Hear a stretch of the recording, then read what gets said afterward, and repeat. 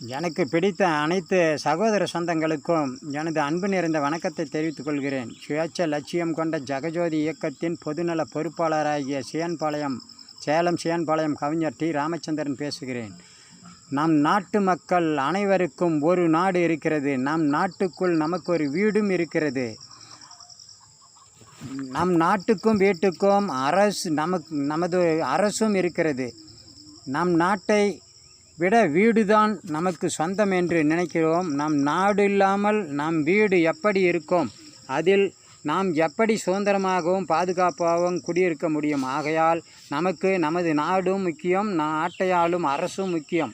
நமக்கு பாதுகாப்பையும் சுதந்திரத்தையும் நாடும் அரசும் தருகிறது. நமது நாடும் வீடும் இருக்கின்ற போது நம் நாட்டுக்குள் இருக்கும் நமது நாட்டை ஆள்வது அனைவருக்கும் பொதுவானதாக இருக்க வேண்டும்.